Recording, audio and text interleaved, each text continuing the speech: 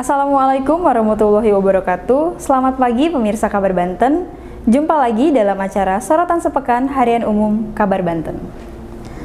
Penerimaan peserta didik baru atau PPDB jenjang SMA dan SMK sederajat di wilayah Provinsi Banten kerap memunculkan berbagai persoalan.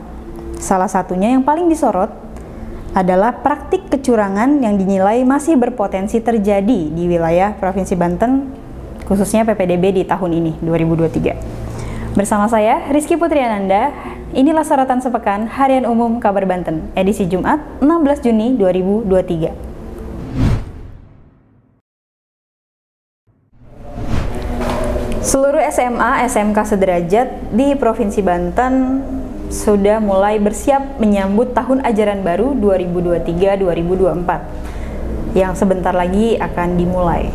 Meski dilaksanakan secara online, namun nyatanya celah penyimpangan dalam PPDB di wilayah Banten ini masih ada. Hal tersebut berkaca pada beberapa temuan indikasi kecurangan PPDB Provinsi Banten tahun 2002 lalu dan 2021 pada tahun lalu. Untuk membahas lebih lanjut, sudah hadir bersama saya salah satu wartawan wilayah Provinsi Banten, Irfan Muntaha, yang akan memberikan informasi hasil peliputannya selama ini terkait PPDB, ya Irfan ya? Betul, PPDB di Provinsi Baik Irfan, Banten. kalau gitu langsung nih kita mau bahas hasil peliputan Irfan terkait PPDB di wilayah Provinsi Banten. Nah sebelumnya juga saya ingin tanya Irfan, PPDB ini dimulai itu kapan pelaksanaannya? Ya, Rizky, PPDB ini tentu akan dilaksanakan di tahun ini ya, tepatnya akan berlangsung di bulan Juni 2023 ini, itu sudah akan dibuka PPDB ini, Rizky. Dan berdasarkan yang saya catat, begitu informasi yang saya kumpulkan, PPDB, tahapan PPDB maksudnya persiapan itu sudah mulai dilakukan juga oleh Dinas Pendidikan Provinsi Banten, Rizky. Baik. Irfan, selama ini kan PPDB selalu jadi momok ya. Betul. Kekhawatiran bagi para orang tua. Iya, para orang tua khawatir jika anaknya tidak diterima di salah satu sekolah SMA atau SMK sederajat yang memang menjadi favorit di wilayah Provinsi Banten. Provinsi Banten ya, betul Rizky. Biasanya persoalan PPDB ini setiap tahunnya selalu sama, Irfan. Lalu seringkali bermasalah ya untuk penerimaan peserta didik baru ini. Betul. Nah, untuk teknisnya dan indikasi kecurangan itu ada informasi lebih lanjut nggak Irfan terkait PPDB ini? Untuk menjawab ya kekhawatiran dan ketakutan masyarakat, khususnya bagi para orang tua yang sedang menyiapkan anaknya untuk masuk ke sekolah. Betul. Iya, saya jadi teringat sewaktu di tahun 2022 ya, Rizky. Sebagaimana mungkin juga sobat Kabar Banten membaca begitu ya, di koran Harian Umum Kabar Banten di tahun 2002 saya menulis bahwa ada puluhan ribu, kalau tidak salah, ada puluhan ribu temuan Ombudsman Banten itu siswa titipan. Jadi puluhan ribu siswa titipan. Nah, siswa titipan itu maksudnya dalam proses PPDB ya, sehingga itu menimbulkan banyak keresahan tentunya karena PPDB yang dikemas sekian rupa oleh Pemprov Banten ternyata tidak bisa menutup celah terjadinya kecurangan. Kan titip-menitip itu sudah dikategorikan sebagai kecurangan ya. Iya. Begitu. Titip-menitip ya. Nah, kemudian itu menjadi sorotan publik karena ini kita sedang bicara soal SMA SMK ya. Iya, SMA. Ini ranahnya kewenangan Provinsi Banten. Kecurangan itu kemudian menjadi momok bagi publik begitu ya, karena di sisi lain banyak juga masyarakat yang dia kecewa karena anaknya yang menargetkan bisa sekolah yang mereka inginkan begitu, itu tidak masuk gitu, tidak lolos melalui sistem PPDB itu. Sementara ada yang menilai yang seharusnya tidak lolos gitu. Ternyata itu lolos. Nah, ini salah satu keluhan yang saya dapatkan selama liputan di wilayah Provinsi Banten ya. Nah, Kemudian hari ini pun di tahun 2022 ini 2023? sebagaimana 2023 sebagaimana kita ketahui, masyarakat Banten kemudian kembali dikhawatirkan akan terjadinya kecurangan yang sama. Begitu, bayangkan Rizky, dari jauh-jauh anak sudah merencanakan akan sekolah yang dia inginkan begitu ya, sekolah favorit, dan dia sudah memprediksi akan lolos melalui sistem PPDB itu, tetapi kemudian setelah melihat situasi problem titip menitip itu ya, kecurangan itu, ini menimbulkan kekhawatiran tersendiri bagi orang tua siswa begitu. Nah, makanya saya kemudian mencoba untuk berbincang langsung dengan Ombudsman Banten ya, karena mereka lembaga itu yang selama ini konsisten mengawasi bagaimana pelaksanaan PPDB di Provinsi Banten, khususnya SMK dan SMA di Provinsi Banten. Nah, ternyata Ombudsman pun menilai bahwa pelaksanaan PPDB di tahun 2023 ini juga masih berpotensi terjadinya kecurangan.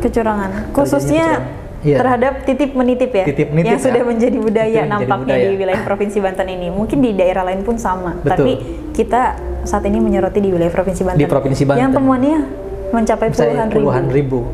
Itu ya salah satu kecurangan itu adalah ya tadi kategori titip menitip ya. Nah, Ombudsman kemudian menilai, mengidentifikasi berdasarkan hasil temuan-temuan sebelumnya celah terjadinya titip menitip itu di administrasi, di sistem administrasi Rizky.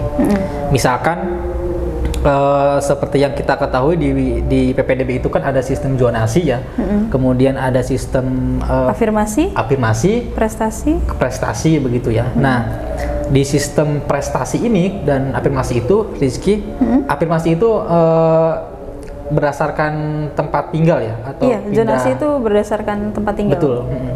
Nah, Ombudsman menemukan salah satu celah masuknya terjadinya kecurangan adalah manipulasi administrasi. Misalkan di jalur prestasi, si A dia ingin masuk di salah satu sekolah yang menurut dia adalah terbaik buat dianya gitu ya, si calon siswa ini. Lalu kemudian sebenarnya dalam kebutuhan, dalam syarat administrasi, prestasi itu berarti harus ada bukti bahwa dia berprestasi begitu ya. Maka Ombudsman menemukan ada kecurangan di mana si calon siswa ini dia membuktikan prestasinya dengan sertifikat yang palsu. Dimanipulasi. Sertifikat aspal berarti ya. Asli tapi palsu. Kan kata prestasi itu kan umum ya. Lalu kemudian itu menjadi celah. Kemudian juga Ombudsman juga menyebutkan bahwa termasuk kartu keluarga juga menjadi salah satu celah kecurangan ya, karena kan tadi sistem zonasi itu. Nah, ini yang sekarang menjadi yang sudah direkomendasikan oleh Ombudsman begitu ya, agar sistem administrasi inilah yang perlu diawasi bersama sehingga kalau ini diawasi bersama dan juga pemerintah juga benar-benar melakukan pengawasan begitu, ini celah titip menitip yang sudah kita sebutkan tadi itu semakin sempit, bahkan semakin tertutup begitu, sehingga tidak terjadi yang namanya kecurangan. Siapa yang berbuat curang? Nah, tentu ini publik sudah tahu ya Rizky ya. Siapa yang sering menitip, juga mungkin Sobat Banten juga sudah tahu lah. Siapa yang suka menitip-menitip, kemudian siapa yang memberikan celah titipan itu, ya itu sudah menjadi publik sudah saya yakin sudah tahu lah itu. Sudah paham begitu. Karena setiap tahunnya praktik titip menitip, kecurangan titip menitip ini selalu terjadi ya Irfan ya. Betul. Dan bukan hanya di tingkat SMA atau SMK, tapi di tingkat SMP bahkan SD pun hal itu juga terjadi. Secara umum begitu ya. Dan saya berharap sebagai jurnalis begitu ya yang menemukan dan menghimpun informasi itu, jangan sampai pemerintah Provinsi Banten dalam ini menganggap peristiwa biasa saja. Ya, ini jangan sampai. Dan memang saya mengatakan ini dianggapnya sepertinya biasa saja oleh pemangku kebijakan ya. Kenapa saya kategori seperti itu? Karena kejadian ini bukan kejadian tahun kemarin, tapi juga terus berulang dan Ombudsman juga merekomendasikan menemukan kejadian yang berulang juga. Nah, ini harus menjadi perhatian Pemprov Banten, bagaimana caranya ini harus ditindaklanjuti. Mengapa demikian? Bayangkan dalam sistem penerimaan siswa saja tidak benar begitu ya. Bagaimana dalam dalam menciptakan generasi yang bagus begitu. Sementara dalam konteks penerimaannya saja sudah buruk begitu ya. Tidak baik ya. Jadi kalau sistem penerimaan siswa saja sudah tidak benar, berarti kita sudah bisa prediksi tuh bagaimana bangsa ini bisa melahirkan generasi-generasi yang baik begitu. Betul, Irfan. Karena ini juga kejadian atau kecurangan praktik titip menitip ini terjadi berulang kali setiap tahunnya, setiap adanya PPDB, pelaksanaan PPDB atau penerimaan siswa baru. Dan pemerintah nampaknya tidak ada solusi ya, belum menemukan solusi yang tepat untuk menghindari adanya praktik ini gitu. Yang aneh menurut saya sebagai jurnalis. Kenapa saya aneh?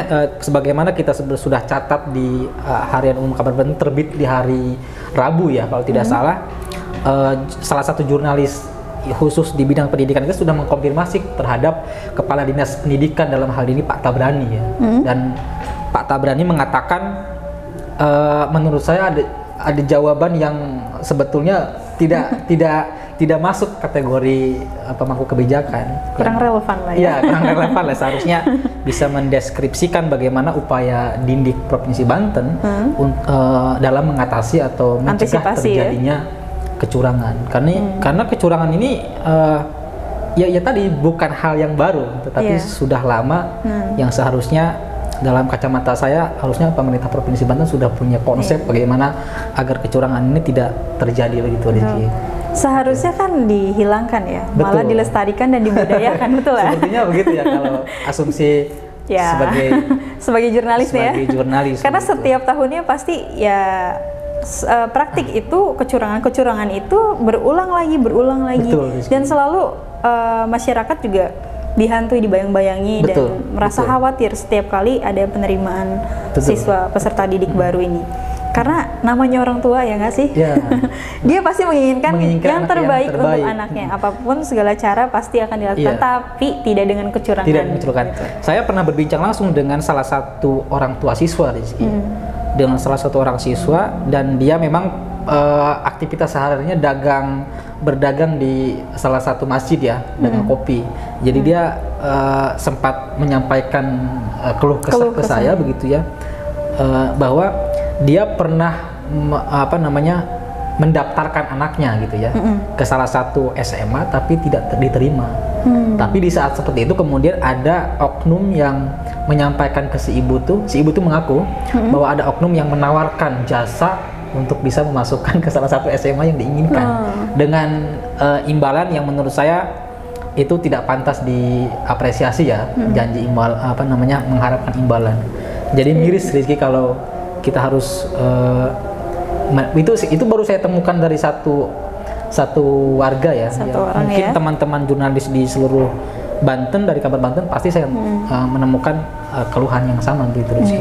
Ya bisa dibayangkan Irfan, temuan ombudsman puluhan ribu yang melakukan praktik kecurangan. Artinya bukan hanya satu yang merasa kecewa dan mengeluhkan hal itu. Maka sangat wajar kalau teman-teman sobat Kabar Banten menemukan anak-anak yang seharusnya dia sekolah di sekelas SMA SMK begitu ya, tapi dia memilih tidak sekolah atau bekerja karena terhambat oleh sistem penerimaan tersebut. Dia tergeser karena sistem yang kurang manajemennya, saya kira pengawasnya kurang bagus lah ya. Yang pada akhirnya anak tersebut bingung mau sekolah di mana karena terburu-buru akhirnya tutup ya. Betul, Rizky. Penerimaan siswa. Saya juga pernah, Irfan, sempat menanyakan ya beberapa tahun lalu itu memang ditemukan juga di dua sistem tersebut ya, zonasi dan prestasi. Biasanya orang tua itu akan melakukan manipulasi alamat mereka, jadi perpindahan. Ya, jadi beberapa orang tua itu mereka melakukan pendaftaran kembali, jadi seolah-olah mereka pindah tugas gitu. Padahal tidak gitu kan. Itu salah satu praktek yang sudah diniatkan juga. Karena benar-benar niat ya, mereka memanipulasi data ya kependudukannya dari misalkan dari kota A ke kota B untuk memasukkan anaknya di salah satu sekolah favorit di Provinsi Banten. Baik Irfan, lantas dengan praktik kecurangan seperti ini, persiapan dari Dindikbud Banten untuk pelaksanaan PPDB ini apa saja yang sudah dipersiapkan? Salah satu yang saya dapat ya informasinya, Dindik Provinsi Banten sudah menyiapkan ya, bahkan sudah menggelar bimbingan teknis bagi operator PPDB ini di setiap sekolah, dan itu sudah berjalan. Bahkan beberapa jurnalis kita di Kabar Banten juga sudah menyampaikan bahwa beberapa sekolah sudah melakukan sosialisasi begitu terkait dengan bagaimana pelaksanaan PPDB di tahun 2023 ini ya, khususnya SMK dan SMA negeri yang memang menjadi kewenangan Pemprov Banten. Irfan, soal kecurangan, praktik kecurangan PPDB. Penerimaan peserta didik baru ini tentu menjadi sorotan banyak pihak. Betul. Masyarakat pun menyoroti hal ini. Nah, selain pemerintah ya sebagai pemangku kebijakan ya yang tadi disebutkan kurang peka ya terhadap permasalahan ini yang selalu terulang dan terus berulang setiap tahunnya. Ada tanggapan dari Dewan Provinsi Banten kah terkait kecurangan praktik ini? Iya, karena ini berkaitan dengan kebutuhan masyarakat ya. Saya seringkali berbincang dengan para wakil rakyat di Provinsi Banten. Mereka juga sama, sebenarnya mengeluhkan dengan sistem PPDB itu. Bahkan ada yang mengatakan udah sistem PPDB ini dihapuskan saja begitu. Kenapa demikian? Karena soal praktek kecurangan itu juga menjadi beban bagi beberapa anggota dewan begitu ya. Bebannya mengapa? Karena setiap kali mereka melakukan reses, bertemu dengan konstituen begitu, dalam hal ini warga, mereka selalu mendapatkan informasi keluhan itu. Sehingga ini juga menjadi sorotan mereka. Terbaru saya sempat mengkonfirmasi ke sekretaris Komisi 5 DPRD Banten, yang dalam hal ini memang konsentrasinya mitra kerjanya adalah Dinas Pendidikan Provinsi Banten sebagai penyelenggara PPDB ya, mengatakan bahwa meminta ya, berharap agar sistem penerimaan siswa baru ini dikembalikan ke awal dengan sistem nilai NEM begitu, sehingga praktek kecurangan ini ya, praktek kecurangan yang selama ini menjadi momok bagi masyarakat itu sudah ya putus lah gitu, begitu. Dan politisi dari Partai Amanat Nasional ya, Pak Dede Rohana, yang menyampaikan hal itu agar sistem PPDB ini dirubah kembali atau kembali ke awal, yaitu sistem NIM. Begitu Rizky. Baik Irfan, ini cukup menarik pembahasan PPDB ini ya. Ini kita belum bicara soal setelah pelaksanaan ya. Iya, ini baru awal ya. Ini baru, dan temuan kecurigaan atau celah yang menurut Ombudsman itu masih terjadi kerawanan kecurangan begitu. Kita akan lihat bagaimana sistem pelaksanaan nanti kita bisa apakah itu terbukti atau tidak begitu. Mudah-mudahan Dindikbud Banten atau pemerintah Provinsi Banten melihat melihat sorotan sepekan Harian Umum Kabar Banten yang membahas soal PPDB ini. Kabar Banten akan selalu mengawal tentunya dan mengawasi, karena ini adalah kepentingan publik dan soal pendidikan adalah kepentingan yang konkret bagi kemajuan Provinsi Banten khususnya ya. Dan pendidikan juga merupakan hak ya. Betul, itu hak seluruh warga negara, termasuk jurnalis. Iya, betul sekali Irfan. Artinya soal praktik kecurangan PPDB ini seharusnya mendapat banyak pengawasan dari berbagai pihak ya, seluruh elemen masyarakat. Nah, itu salah satu ajakan Ombudsman Banten ya, karena dia sudah melakukan pemetaan celah kecurangan yang terjadi di sini. Dia mengajak seluruh masyarakat, elemen dan juga oknum ya, dalam ini oknum yang pernah melakukan kecurangan itu ya, itu untuk menghentikan niatnya di tahun ini. Jadi mengajak seluruh masyarakat mengawasi perjalanan sistem PPDB ini. Khususnya bagi masyarakat. Jadi kalau memang ada bisa mengadukan ya, langsung ke Dewan bisa ya, Ombudsman bisa. Lebih tepatnya ke Ombudsman ya.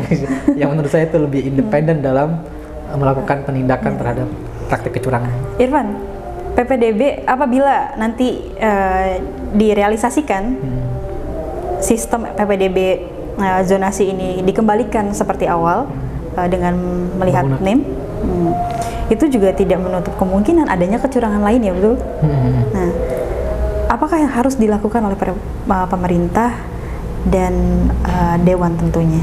Iya, karena ini harus berdasarkan kajian mendalam ya, karena kan tadi praktek kecurangan juga potensi-potensi kecurangan juga berdasarkan kajian yang mendalam ya.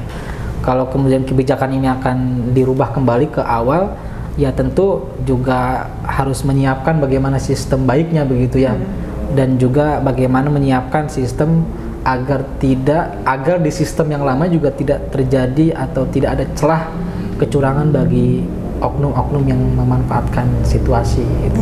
Itu baik Irfan, pendidikan hak semua warga negara Indonesia, khususnya Provinsi Banten, Kota Serang dan daerah-daerah lainnya.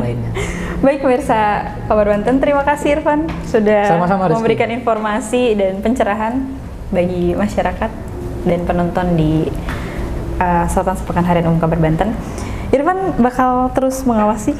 Tentu ini akan mengawal saya dan terus mengawal ya, karena ini kejadiannya bukan baru dan celah kecurangannya juga sudah kita tahu. Bahkan kalau saya harus membuka, saya sudah mencatat siapa oknum-oknum yang pernah melakukan titip-menitip ya. Cuman saya belum. Serem juga. Ya, suatu saat saya akan tulis itu.